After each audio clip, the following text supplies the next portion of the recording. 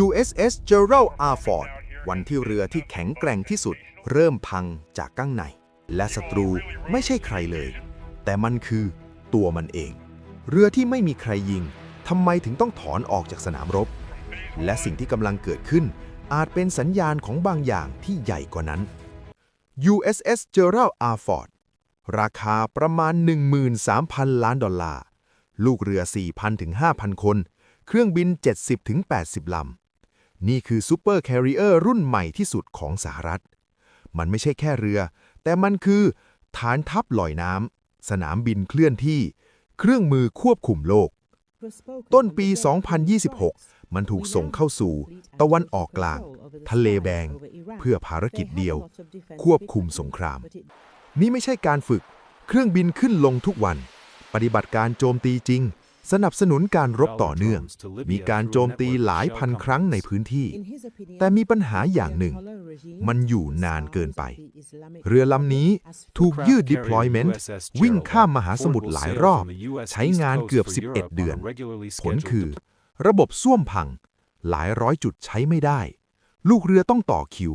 เกิดปัญหาสุขาภิบาลสะสมสภาพจิตใจเริ่มตกพักผ่อนไม่พอทำงานต่อเนื่องความเครียดสะสมนี่คือเรือที่ยังไม่พังแต่เริ่มล้า12 มีนาคม 2026 ไม่มีขีปนาวุธไม่มีศัตรูแต่มีไฟไหม้ต้นเพลิงคือห้องซักผ้าตอนแรกดูเล็กแต่ไฟลามควันเต็มเรือลูกเรือหายใจลำบากเกือบ190 คนได้รับผลกระทบจากควันไฟไม่ได้ดับทันทีใช้เวลาหลายชั่วโมงในการควบคุมระบบบางส่วนต้องปิดทีม Damage Control ทำงานต่อเนื่องมีผู้บาดเจ็บต้องอพยพบางส่วนแต่สิ่งที่หนักจริงๆยังไม่มาถึงหลังไฟดับสิ่งที่หายไปคือที่นอนเตียงเสียหาย100 กว่าจุดลูกเรือหลายร้อยคนไม่มีที่นอนบางรายต้องนอนพื้นนอนโต๊ะนอนทางเดินลองคิดดูคุณอยู่ในสงครามแต่คุณไม่มีที่นอนนี่คือจุดที่มอรัลเริ่มแตกตอนนี้ส้วมพังห้องซักผ้าใช้ไม่ได้ลูกเรือไม่มีเตียงแต่ภารกิจยังดำเนินต่อเรือยังรบได้แต่ระบบชีวิตเริ่มพังนี่คือความจริงของสงครามไม่ใช่แค่ยิงแต่คืออยู่รอดในระบบแม้จะเกิดทั้งหมดนี้เรือยังต้องปล่อยเครื่องบินคุมอากาศสนับสนุนการโจมตี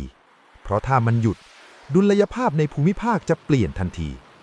สุดท้ายคำสั่งมาถอนเรือเป้าหมายคือเกาะครีตฐานทัพซูดาเบย์เพื่อซ่อมแซมนี่คือครั้งแรกที่เรือที่ไม่มีใครยิงต้องออกจากสนามรบเมื่อเรือลำนี้ออกไปสิ่งที่เกิดขึ้นคือช่องว่างอำนาจทางอากาศลดลงแรงกดดันต่อศัตรูลดลงต้องใช้เรือลำอื่นมาแทน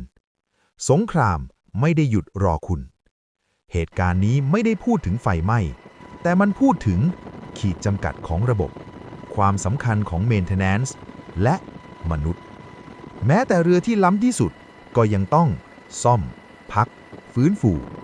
ถ้าเรือที่แข็งแกร่งที่สุดในโลกยังเริ่มล้าแล้วถ้าสงครามยืดเยื้อกว่านี้ล่ะ